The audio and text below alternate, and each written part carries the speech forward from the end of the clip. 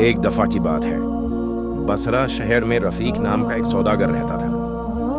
وہ بڑا ہی دریا دل اور نیک بندہ تھا۔ اس کے سینے میں اللہ کا خوف اور لوگوں سے بے پناہ محبت بھری ہوئی تھی۔ اس کی چھوٹی سی دکان تھی، لیکن اس کی ایمانداری اور سچائی کی مثال ہر زباں پر تھی۔ لوگ کہتے تھے کہ اگر رفیق نے کوئی چیز بیچی تو نہ اس میں بے ایمانی ہوگی، نہ ہی دھوکے کی گنجائش۔ اس کی باتوں میں سچائی اور چہرے پر نور جھلکتا تھا۔ پھر ایک دن بصرہ میں بڑا کڑا سوکھا پڑا۔ ہر چیز کے دام آسمان کو چھونے لگے اور کئی دکانداروں نے اپنا مال چھپا لیا تاکہ بعد میں اونچے داموں میں بیچ سکیں۔ مگر رفیق نے ایسا نہیں کیا۔ اس نے اپنے سامان کے دام ویسے ہی رکھے جیسے پہلے تھے۔ لوگ اس کے اس فیصلے پر دنگ رہ گئے۔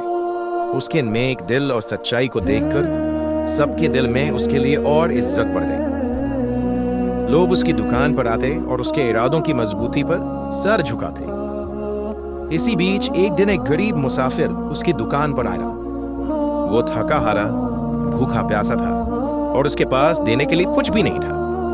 اس نے سہمے ہوئے روٹی کا ایک ٹکڑا مانگا۔ رفیق نے اسے ایک نظر دیکھا اور اس کے چہرے پر بے بسی دیکھ کر دل پگھل گیا۔ اس نے مسکراتے ہوئے کہا، بھائی، یہ تو اللہ کا کرم ہے کہ ہمیں اتنا ملا ہے کہ ہم دوسروں کے ساتھ بانٹ سکیں۔ اس نے مسافر کو نہ صرف روٹی دی بلکہ اسے پانی بھی پلایا اور اپنی دکان کے ایک کونے میں بیٹھ کر آرام کرنے کے لیے جگہ بھی دی۔ مسافر کی آنکھیں بھر آئیں۔ اس نے کانپتی آواز میں کہا، میرے پاس تجھے دینے کے لیے کچھ نہیں ہے، مگر میں اللہ سے تیرے لیے دعا کروں گا کہ وہ تجھے ایسی برکت دے جیسی تو نے کبھی خوابوں میں بھی نہ سوچی ہو۔ رفیق نے مسکراتے ہوئے کہا، دعائیں ہی سب سے بڑی دولت ہیں بھائی، اللہ سب دیکھتا ہے۔ کئی سال بیت گئے۔ ایک دن ایک امیر شخص رفیق کی دکان میں داخل ہوا اور بولا کہ اسے رفیق سے بہت سارا سامان خریدنا ہے۔ رفیق نے حیرانی سے پوچھا، آپ نے مجھے کیوں چنا؟ اس آدمی نے مسکراتے ہوئے کہا، میں وہی غریب مسافر ہوں جسے تو نے اپنے ہاتھوں سے کھانا کھلایا تھا۔